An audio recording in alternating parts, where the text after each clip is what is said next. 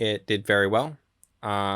This movie is, so the earlier Universal monster movies that we had talked about, the like Phantom of the Opera and Hunchback, the Lon Chaney ones, were produced by Carl Laemmle, who was the head of Universal.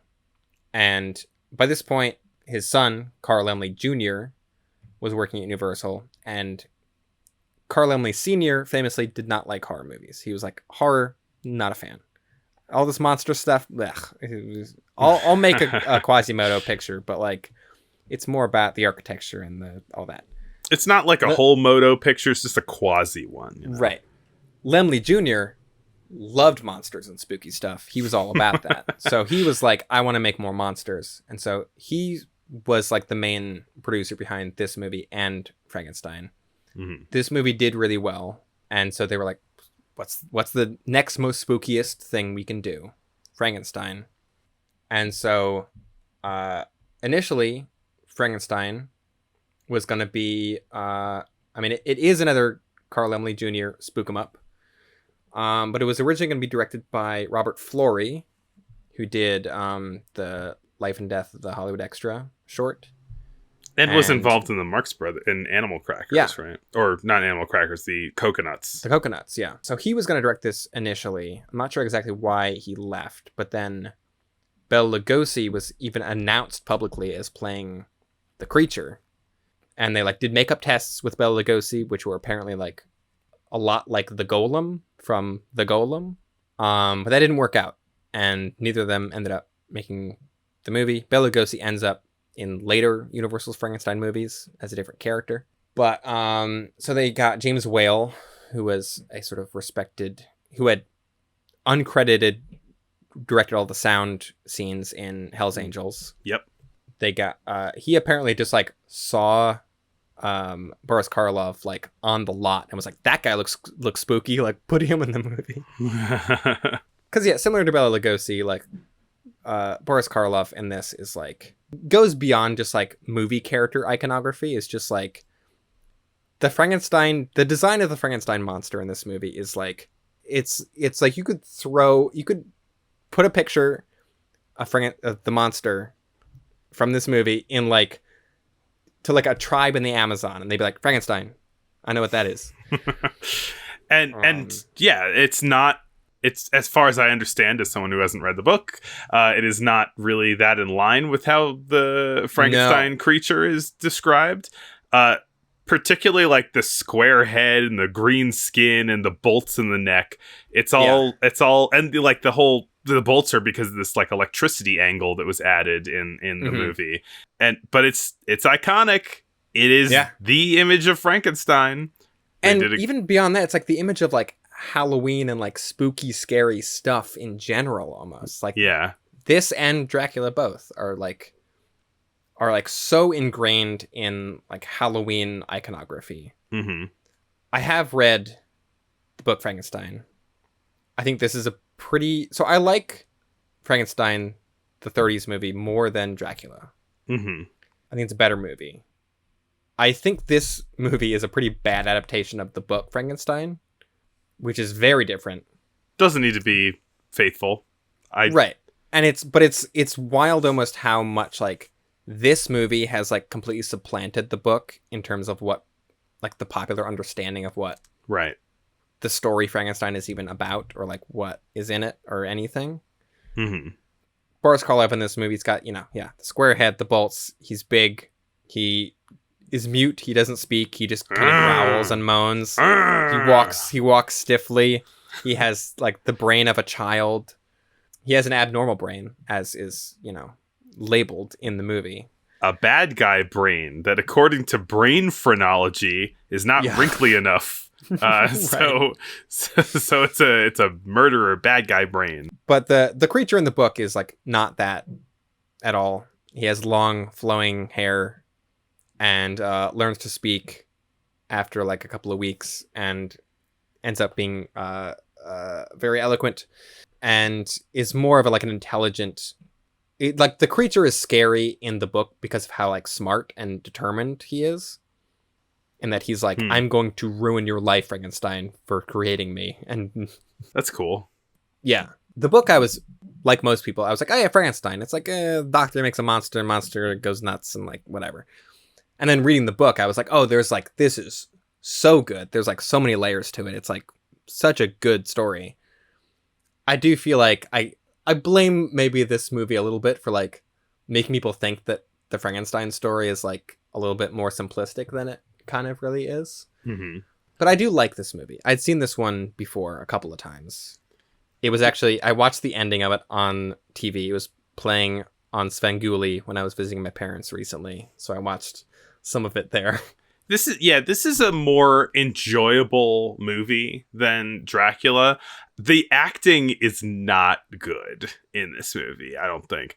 I mean, Karloff's good, but like, yeah. I think that the line deliveries, like, they remind me of the line deliveries that I did when I was 12. I think that, yeah, it has a lot of the same problems as Dracula. It is, again, based more on a stage adaptation than the original book. Mm-hmm. And again, a lot of it takes place in like manor house living rooms. Yeah. Less of it, I think. More of this movie takes place in the actual castles. I like this movie, but I had a thought when I was watching it of that Young Frankenstein is a better movie than this. Oh, it for sure is. Like, unquestionably, I think. But I want to talk more about Young Frankenstein in a minute. Okay. The opening of this movie is how every movie should start, which is a man in a tuxedo comes out and warns the audience of how scary the movie's going to be. I want every movie to have that, of like a man in a tuxedo walks out from behind a curtain and is like, this movie you're about to see fucking kicks ass.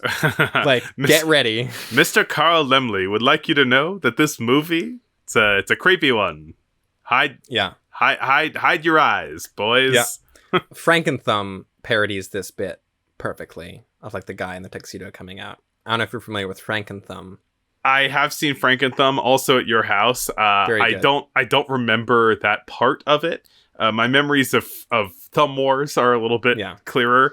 I did think of Treehouse of Horror that did this. I did unfortunately see. I probably saw that Treehouse of Horror and Frankenthumb before I saw this movie, which is a danger that everyone watching old movies comes up across. Treehouse of Horror really, like, kind of, I don't know, it might be a bad thing for the world and just how it like ruins horror movies. It perfectly parodies too many things, and so then it ruins them for people who haven't seen them. One of my beefs, I love The Simpsons, don't get me wrong, but shortly before seeing The Shining for the first time, I watched The Shining, and that scene where Jack Nicholson is making all those funny noises while he's chasing Wendy up the stairs or creeping up the stairs past her, it borders right on the edge of silly. And because a lot The of The Simpsons Shining does. Yeah, because The Simpsons pushes it just a little bit further, it makes it so it's very difficult to actually enjoy The Shining. Right. Yeah. I mean, I'm pretty sure I saw The Shining before I saw The Shining also. I don't think it ruined. I didn't watch it like directly before though. Yeah, Alamo put it in the pre-show of The Shining, bad. Which don't is, do it. Yeah, I very much disagree with that. But back to Frankenstein. The opening credits of this movie are kind of fun because it says, for the credits for the monster, it just says ? Yeah, that's good. Ooh. I like that. They make a whole thing about the reveal of the face of the monster. It's hidden for a long time. Yeah, and it's a great reveal. Yeah. But then we get into the story, and we meet Dr. Frankenstein, who's creeping around the graveyard to steal body parts, and his faithful hunchbacked assistant named Fritz. Yeah. Because that is actually what that character's name is. It's only parodies that have attached the name Igor to it. Whoa. As far as I can tell, because there's a different character in later Universal Frankenstein movies named Igor, spelled with a Y, that Bela Lugosi played. Right. But he's not a lab assistant, and he doesn't have a hunchback. Huh. And I think at some point, all Frankenstein movies were parodied enough, they were like, who's that weirdo that's with him? Igor? Yeah, with the hunchback. Like, they became the same character. And so now it's like Igor is his hunchback assistant, even though that's not actually what his name is. And that's in that's in the movie Van Helsing. There's a hunchback named Igor. That's in the movie Victor Frankenstein, where Danny Radcliffe plays Igor, who gets his hunchback removed. and then he's just handsome Daniel Radcliffe for the rest of the movie. But I think that's such a weird phenomenon, right? Where like a character's name just changed through like cultural osmosis stuff, you know? So Frankenstein and Fritz are going to the gallows, going to the graveyard, stealing bodies. Frankenstein sends Fritz to his old college to steal a brain. He's like, oh no, we need a brain, we need a brain. Speaking of acting in this movie, Colin Clive plays not Victor Frankenstein, Henry Frankenstein. Mm-hmm. Why they changed his name, I have no idea. They're like, Americans can't sympathize with a guy named Victor. He needs to be Henry. Colin Clive is very theatrical and over the top in this movie, but I do kind of enjoy his performance because of how like mad scientist he is. Again, it's another like thing where this movie is so influential, where it's like, oh yeah, mad scientist kind of comes from this movie a little bit. Yeah, and you know, this movie lifts some of the imagery of the mad scientist laboratory from Metropolis. Oh yeah, yeah. But this is the mad scientist laboratory that you think of when you think of mad scientist laboratory. And, you know, talk about something that's in montages. This guy, it's alive, which is the best thing that he does in the movie for sure. It's like, it's alive, it's alive, it's alive. Yeah, he chews the shit out of that line. He says it so many times, and each time it's like he's going bigger and bigger with it, but it works. Like he's like frenzied, and he's like losing his mind because it's like his entire life's work has led up to this, and it's like he has created life. Colin Clive has this very sort of like aristocratic English accent, which I think, I don't know, works for the character for me, I think, where people are like, you can't do this, you're mad. And he's like, mad, am I?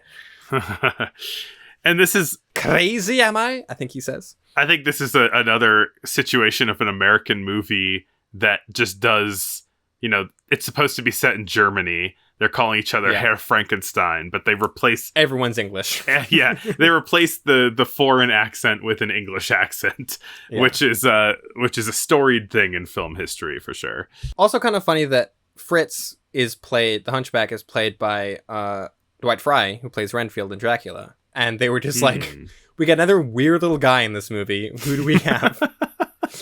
Dwight Frye just became the go-to for playing weird little guys, I guess. I think he did become like typecast of like, you have to play a weirdo and everything now.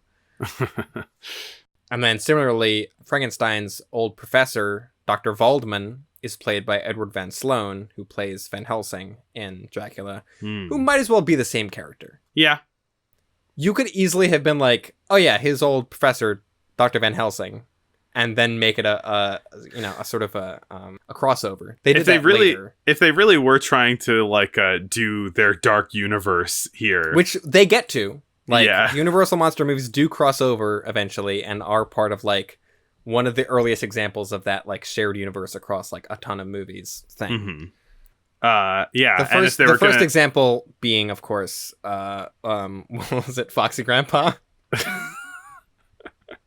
The first comic book movie, the second comic book movie, technically. I guess, it's not a crossover. It's just there were 3 Foxy Grandpa movies. Right, yeah. The first cinematic universe, the Foxy Grandpa. The FGCU. Eventually, you know, he zaps the Frankenstein with lightning. He's a Frankenstein. Get over it. He is a Frankenstein. Dr. Frankenstein creates a Frankenstein, played by Boris Karloff. It's like how a father creates a son that also has his last name. I'm a Frankenstein. Right. Yeah. Right. Yeah. He is Creature Frankenstein. That is his name. I mean, speaking of that, this movie does like some interesting stuff with I don't know, it being his son, right? Mm-hmm. They call the monster Young Frankenstein, or the Young Frankenstein, as sort of like a oh wait, do they call the monster, or they call it they're calling Henry they're calling Young Frankenstein, because we meet his dad, the Baron. Baron Doofus Frankenstein. He was like, I say, bring people back from the dead. Frightfully preposterous notion. Specifically, it's like, he wants to create life And I had this moment when I was watching the movie, which is a very like high school English moment where I was like, wow, the man's using a lot of technology and he thinks he's akin to a god for doing something that a woman does naturally. I mean, you're not creating wrong. life. I wonder who wrote the story Frankenstein. Was it maybe a moody teenage girl? You know, one thing about that kind of irked me is that when in the opening credits... Oh yeah, her screen credit is Mrs. Percy Shelley, which is some bullshit. Yeah. There's the doctor, there's the dad, there's Dr. Frankenstein's fiance, Elizabeth, who is in the book, and his best friend, who gets renamed to Victor in this. And they're like, oh, we're worried about him, so we're going to go to his creepy castle during a rainstorm and confront him about it. So they get to witness the creature getting brought to life. Mm-hmm. The set for the castle is, and like the laboratory is amazing. And is feels very expressionist influenced. Yes. Sure. Yeah, they definitely get, Frankenstein or Dracula's a bit more like classic stately Gothic Halloween, where there are some shots in this that are like genuinely like, this looks like it's from Caligari. Yeah. The sets in this are so good. I love them to death, and they create such a great atmosphere and mood. Mm-hmm.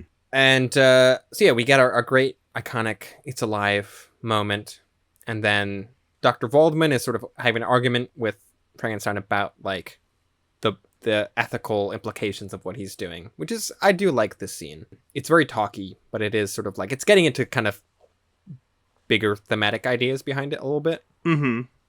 And then we get the big reveal of Boris Karloff as the creature, like stepping out into the light.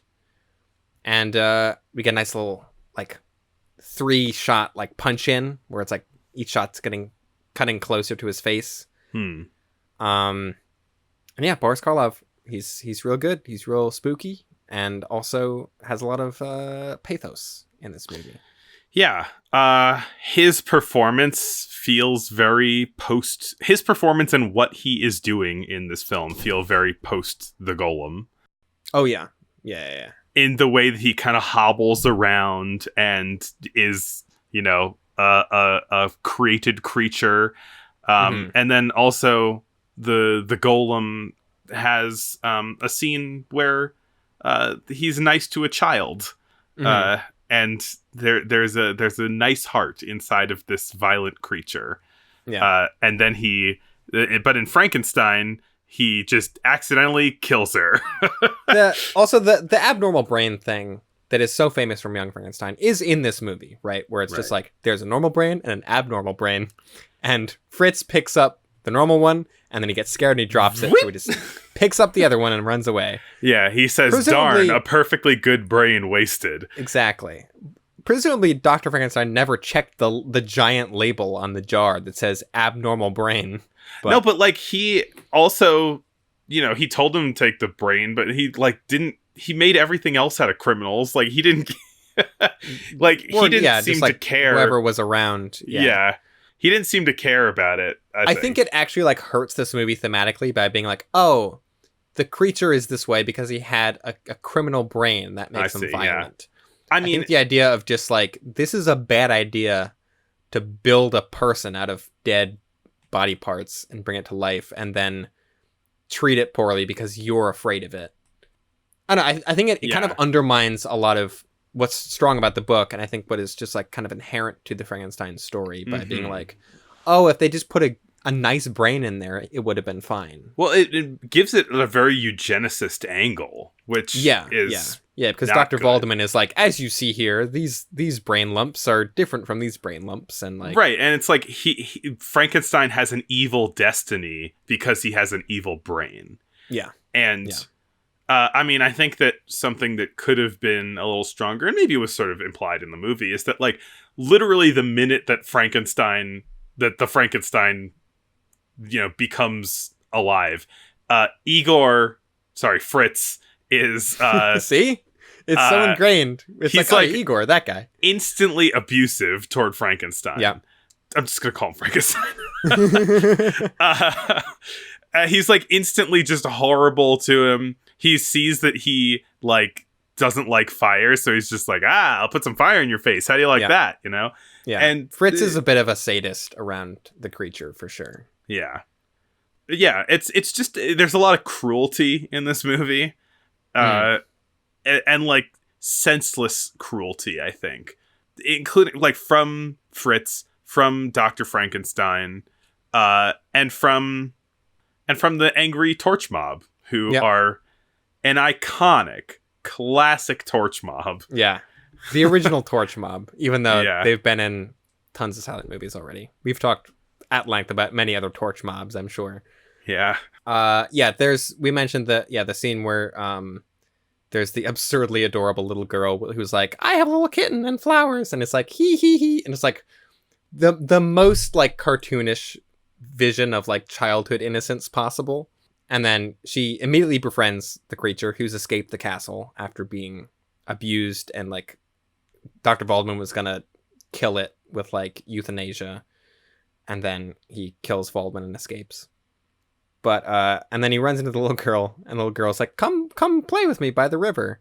And they're throwing the flowers, the petals into the river, and they float, and that delights both of them. And so then the creature picks up little Maria and chucks her into the river also, and she drowns. He doesn't know any better. Yeah, it's like he's been alive for what, like 48 hours at this point. Like he doesn't understand what would happen, you know? He does seem prone toward violence because he has an abnormal brain. And then but it's like he's immediately feels bad and afraid when that happens, and like doesn't know what to do about it, and so just runs away. I think that's like, it's one of the more famous scenes from this movie. I think it's a good scene. It's good. Yeah. But also, having read the book, it's a bit like, so in the book there's a scene where he saves a girl from drowning, and the parents think that he attacked her, and so they shoot at him, which is like, to take that and then to be like, yeah, but what if he actually did chuck her into the river? It's like, no, come on, guys. Like, it's dark and gritty. Like, you know, it needs an introduction that tells you how upsetting this movie is. So after the monster escapes, Frankenstein has sort of like come to his senses, and it's like, oh, never mind, I will marry you, Elizabeth. I do love you. I will convalesce in my mansion. And so now we get a lot of mansion scenes, which everyone loves. Of like, let's have a bunch of scenes of just people sitting in living rooms. But it does lead to a kind of fun scene where they realize that the creature is on the loose. Someone finds Maria's body. That shot is actually very good. The bit where the dad is carrying Maria's the body corpse through the streets, daughter, like, through like a parade that's happening around, and he's just got this like blank stare on his face as he's walking. He knows how to ruin everyone's time and traumatize hundreds of people. Yeah, but it's like, I'm taking you down with me. It's like he's not even thinking. Like, it's like just the blank stare on his face is really really powerful, I think. Yeah. But so then they're like, all right, the creature's out and about. He's doing murders. And so Doc Frankenstein is like, Elizabeth, go in this room and I'll lock you in. That'll keep you safe. Which then, of course, immediately the creature just comes in through the window. And there's one of my favorite parts of the whole movie, when she sees the creature, Elizabeth does a big scream, and then it cuts to Boris Karloff and he goes, "Row." He does like a meow growl, which is just very funny to me. It feels like it's kind of intended to be a bit of a punchline, maybe. I don't. Right, he's like mimicking her in a way. A little bit, yeah. They like busted at the room, and Elizabeth is like lying on the bed, and Frankenstein is escaped. I see. Now I'm calling him Frankenstein. The creature has escaped. He's Frankenstein. The creature is Frankenstein. Elizabeth lying on the bed reminded me of that painting, The Nightmare, like the sleep paralysis painting. You've seen that one. Oh. Like, the woman lying on her back on the bed, and there's like a little demon right on her chest. I don't know if it was intended to look like that painting or not, but it has this sort of like Baroque painting look to it. But Elizabeth is fine. She does get murdered in the book because spoilers for the book Frankenstein. But so then the mob gets all their torches. Doc Frankenstein puts on his jodhpurs. They kind of ready to go hunting. Yeah, they all split up and to go in 3 different torch mobs to up into the mountains. Yeah, and then they chase him into a windmill. Yeah, which apparently the windmill was a Robert Florey idea to have like the end of the movie take place at a windmill, because that's not in the play or the book. Another like pretty iconic bit is like for sure the windmill getting set on fire and all that. Yeah, they like Frankenstein goes up to go and confront Frankenstein, and and immediately like the monster takes Frankenstein, picks him up, and then throws him off of the windmill, and he lands on one of the blades of the windmill, and like seems to just buckle on the blade. Very Saruman in in like extended Two Towers. Yeah. It's like, oh, he's dead, clearly. Yeah. And then later he's just alive. And I'm like, he just fell like 30 feet and then like broke his back on a windmill blade. Like, are you kidding me? But anyway, because before he gets thrown off though, there's that great shot where there's like the cog wheel and the windmill, and they're both looking at each other like through the spokes of the wheel. Great. Yes, that was good like duality stuff of like, they are the same, don't you see? But it's also like a really good kind of like, I don't know, good, the bad, and the ugly, like staring each other down sort of thing. Very, very much. And then they torch the windmill, and then the monster dies. Yeah, maybe.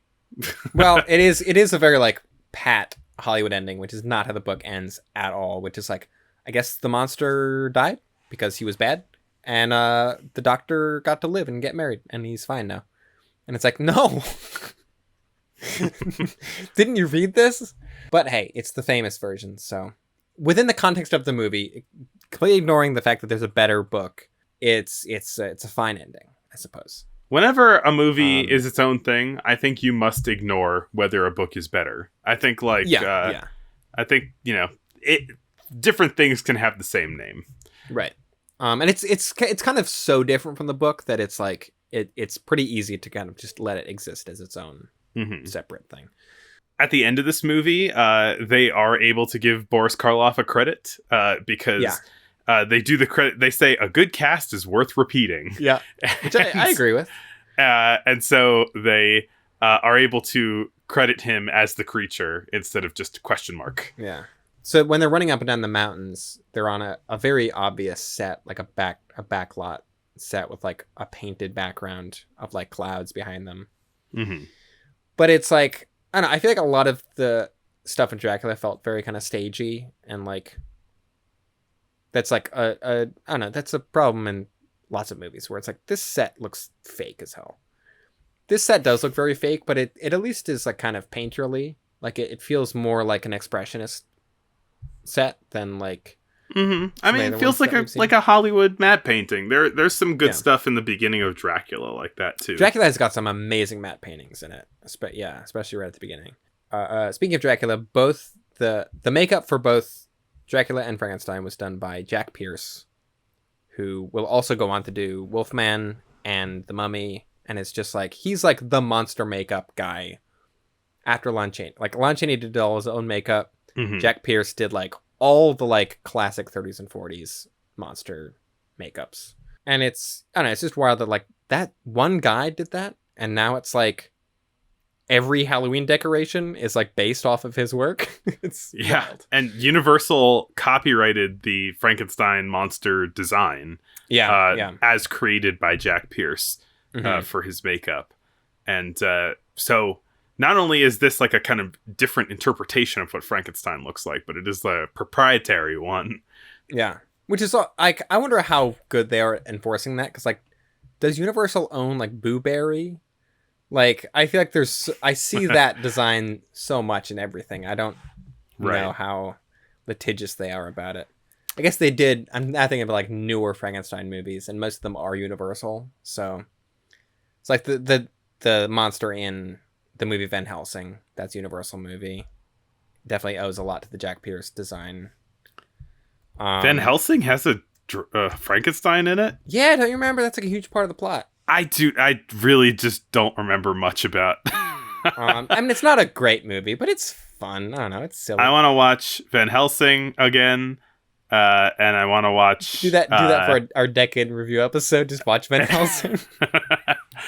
I want to watch the Bram Stoker's Dracula Coppola one. Yeah, the Coppola one's real good. Pretty like a couple weeks before I saw Frankenstein, I watched Flesh for Frankenstein, the Andy Warhol produced movie.